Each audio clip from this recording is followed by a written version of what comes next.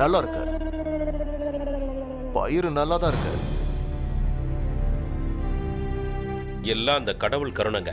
ஆனா பிரீத்தம்பூராவோட கடவுள் நரேஷ் இங்க இல்லையே. இந்த வாட்டி உங்களுக்கு கருணை காட்டுறதுக்கு.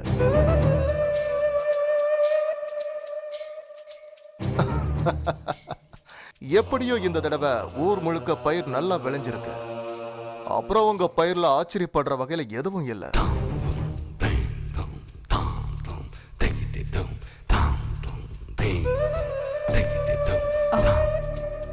மன்னிச்சிருங்க சுர்ஜித் ஐயா, மண்டிக்கு நாங்களும் போயிருந்தோம். மத்தவங்களுடைய பயிரை நாங்களும் பார்த்தோம். அந்த பயிரும் நல்லாதான் விளைஞ்சிருக்கு. ஆனா அதெல்லாம் விட எங்க ஊர் பயிர் இன்னும் நல்லா இருக்கு. இத பாருங்க, நீங்க எங்களோட பயிரை பாருங்க. ஒண்ணு கூட உடஞ்சோ இல்ல குட்டியாவோ இல்ல, ரொம்ப வலுவா இருக்கு, நல்லா நீளமா.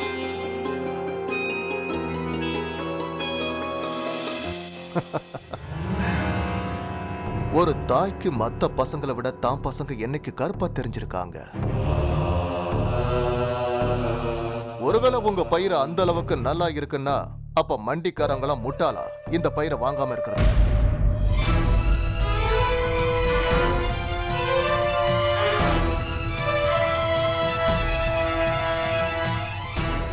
ரத்னா, உங்க பேச்ச தட்டுறதுக்கு என் மனசு ஒத்துக்க மாட்டேங்குது. நான் அந்த கடவுளுடைய மனுஷன், கடவுளுக்கு மட்டும்தான் பயப்படுவேன். இதுக்கு மேல ஒண்ணும் பேசுறதுக்கு இல்ல. சரி, நீங்க உங்க பயிருக்கு என்ன விலையை நிர்ணயிச்சு வச்சிருக்கீங்க? ஐயா, நாட்டாம நீங்களே சொல்லிருங்க. உங்களுக்கு தெரியாத விஷயம் ஒன்றும் இல்லை. இந்த வாட்டி நாங்கள் பெருசாக எந்த லாபத்தையும் எதிர்பார்க்கல. மண்டியில் என்ன விலையோ அதே விலை கொடுத்துடலான்னு முடிவு பண்ணிட்டோம். ஒரு வேளை அதுவும் உங்களுக்கு அதிகமாக பட்டுச்சுன்னா ஒரு 50 ரூபா கம்மியாகவே கொடுங்க. பழமொழி ஒண்ணு இருக்கு, ஆத்துல போட்டாலும் அளந்துதான் போடணுமா. நாட்டாம நீங்க அதை புதுசா மாத்துங்க. நல்லது பண்றவங்களை கூப்பிடுங்க, அப்புறம் அவங்கள ஆத்துல தள்ளி விடுங்க. நானும் எங்க ஊர்ல பயிர் வாங்கியிருக்கேன், ஆனா இவ்வளவு பணம் கொடுக்க மாட்டேன். நான் உங்க பயிரை வாங்கிக்கிறேன், ஆனா என்னோட விலையில மண்டி கொடுக்கிற விலையை எதிர்பார்க்காதீங்க. நான் ஒரு விலையை நிர்ணயிச்சிட்டேன், 745 ரூபாய்.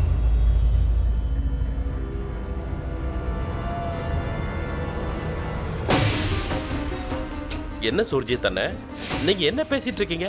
இது மண்டியோட விலையில பாதி விலை தான். அட இல்ல நாட்டாமண்ண, நீங்க புரியாம பேசிக்கிட்டு இருக்கீங்க. நான் உங்களுக்கு அவ்வளவு கேவலமான மனுஷனாவா தெரியல? இந்த விவசாய சகோதரர்களுடைய ரத்தத்தை நான் பிடிவனா?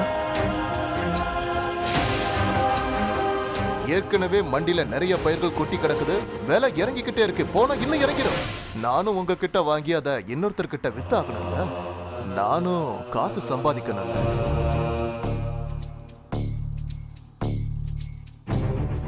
நான் ஏதாவது தப்பா பேசிட்டேனா என்ன? உங்களுக்கு சம்மதம் தானே? உங்க மேல நாங்க நிறைய நம்பிக்கை வச்சிருந்தோம். நீங்க எங்க சூழ்நிலையை எப்படி பயன்படுத்திக்க வந்திருப்பீங்கன்னு நாங்க நினைக்கல.